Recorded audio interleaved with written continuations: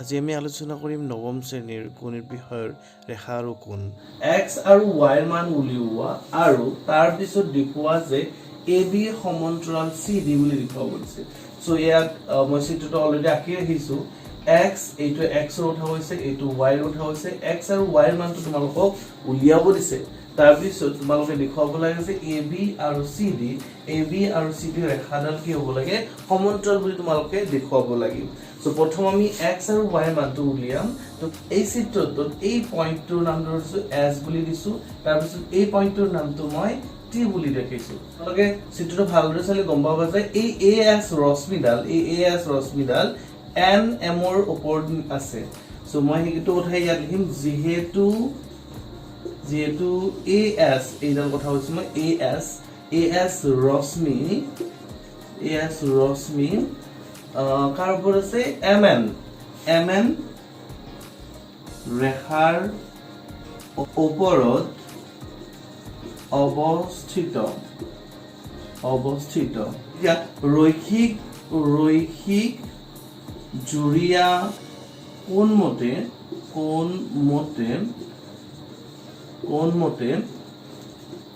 যেহেতু এডাল ৰেখা ৰশ্মি এই ৰেখাৰ ওপৰত আছে, গতিকে এই কোণটো আৰু এই কোণটো যদি যোগ কৰো আমি কিমান পাম 180 ডিগ্ৰী পাম। সো এইটো কোৱা হয় ৰৈখিক জুৰীয়া কোণ।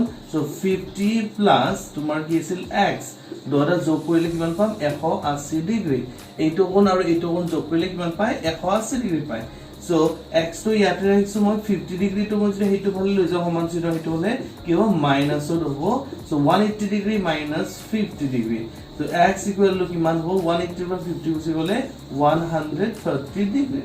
সো এইটো কোণৰ মানটো কিমান পালা তোমালোকে 130, x ৰ মানটো 130 ডিগ্ৰী পালা তোমালোকে। তাৰ পিছত আমি আইছো এইটো ফালে চিত্ৰটো এইটো ফালে আইছো, এইটো আছে y কোণ, এইটো y একদম বিপৰীতত কিমান আছে 130 ডিগ্ৰী। যেহেতু এডাল ৰশ্মি যেহেতু এডাল ৰেখা হয় আৰু দুটাই এইটো বিন্দুত কটাকটি কৰিছে, তাৰ মানে এইটো কোণ আৰু এইটো কোণ সমান, কাৰণ বিপৰীত কোণ মতে। সো আকৌ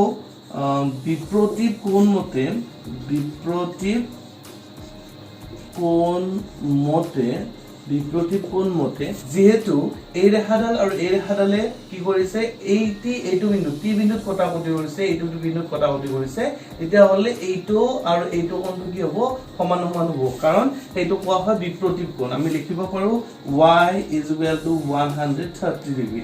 যদি মই এইটো 1 বুলি ধৰো এইটো 2 বুলি ধৰো তেতিয়া হলে কি পাম আমি নেক্সট পেজত কৰিম। এতিয়া 1 আৰু 2 পৰা ইয়াত 1 ত কি দিছে x = 130 আৰু 2 ত কি দিছে y = 130।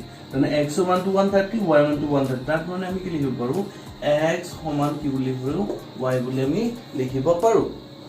কিন্তু ইহত একান্তৰ অন্তকোণ মানে ভিতৰৰ কোণ অন্তকোণ আৰু কি হয় সমান হয়। যেহেতু এইটো কোণ আৰু এইটো কোণ সমান, গতিকে এইটো কোণ আৰু এইটো কোণ একান্তৰ অন্তকোণ বুলি কোৱা হয়। গতিকে আমি কি লিখিব পাৰো AB ৰেখাডাল আৰু CD ৰেখাডাল সমান্তৰাল বুলি লিখিব পাৰো। এতেকে AB সমান্তৰাল CD আমাৰ এইটোৱে প্ৰমাণ কৰিব দিছে। Thank you. এতিয়া আহিছো আমি কুৱেশ্যন নম্বৰ 2 লৈ। ইয়াত দিয়া আছে যদি AB সমান্তৰাল CD আৰু CD সমান্তৰাল EF, AB সমান্তৰাল CD বুলি দিয়া আছে, আৰু ইয়াত দিয়া আছে CD সমান্তৰাল EF দিয়া আছে, আৰু দিয়া আছে y = z = 3:7, তেন্তে আমাক ওলাব লাগে x ৰ মানটো ওলাব লাগে। x ৰ মান মানে এই x ৰ মানটো ওলাব লাগে। তো আমি এইটো কেনেকৈ কৰিম সমাধান প্ৰথম যিখিনি বস্তু দিয়া আছে এইখিনি কথা আমি লিখি লওঁ। প্ৰথম দিয়া আছিল AB সমান্তৰাল কি দিয়া আছিল CD, আৰু দিয়া আছিল তোমাক CD সমান্তৰাল কি দিয়া আছিল EF বুলি দিয়া আছিল। এইটো আৰু এইটো কমন হয়, তো AB সমান্তৰাল CD হয়, CD সমান্তৰাল যদি EF হয় তেতিয়াহলে আমি লিখিব পাৰো AB সমান্তৰাল কি হ'ব EF। AB হৈছে এই বাহুডাল আৰু এই বাহুডাল কি হৈছে সমান্তৰাল বুলি আমি প্ৰমাণ কৰিলো। এইটো বাহু আৰু এইটো বাহু যদি সমান হয় নিশ্চয় x আৰু y z কোণটো কি হ'ব সমান হ'ব। এতেকে x সমান কি হয় z হয় কাৰণ এইটো আৰু এইটো কোন কোৱা হয় একান্তৰ কোণ বুলি কোৱা হয় একান্তৰ কোণ ঠিক আৰু দিয়া আছে এইটো y to z is equal to কিমান দিয়া আছে 3:7 তোমালোকে ভালদৰে মন কৰিবা y to z z আৰু x সমান এইটোত আমি পাইছো তাৰমানে z ৰ ঠাইত আমি কি দিব পাৰো x বুলি দিব পাৰো so y to x is equal to কিমান 3:7 এতিয়া অনুপাতৰ যোগফল যদি উলাই লওঁ আমি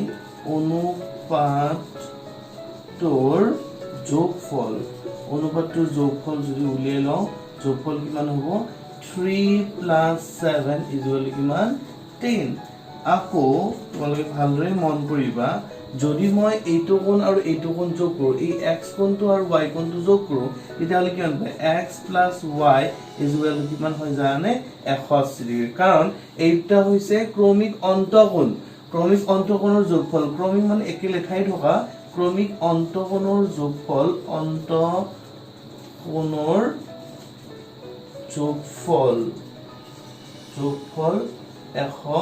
180 ডিগ্ৰী তাৰপিছত মই ইয়াতে কৰি দিছো এইটো ফালে কৰি দিছো এইখিনি ঠাইত তেকে x = কেনেকে ওলাই x টো চাবচোন তোমালোকে ভালকৈ মন কৰবা y to x আছে কিমান 3:7 তো x ৰ ঠাইত কি আছে 7 আছে সো আমি ইয়াত কি লিখিম 7 divided by 10 10 টো আমি কত পাইছিলো অনুপাতবোৰৰ যোগফল কিমান আছিল 3 + 7 = কিমান 10 সো 10 ইয়াত লিখিছো into কিমান হয় জানানে 180 ডিগ্ৰী টো হৈছে x + y দুটা যোগ কৰিব লাগে কিমান পাবা 180 ডিগ্ৰী এতেকে implies the image report x is equal to 0 0 cancel যাব থাকিব কিমান 7 into 18 implies x is equal to এই দুটা পূৰণ কৰি দিয়া যে 7 8 কিমান 56 5 গল 7 গুণ 7 7 গছে কিমান হয় 12 তাৰ মানে নিৰ্ণয় x ৰ মানটো কিমান পাবা তোমালোকে 126 থ্যাংক ইউ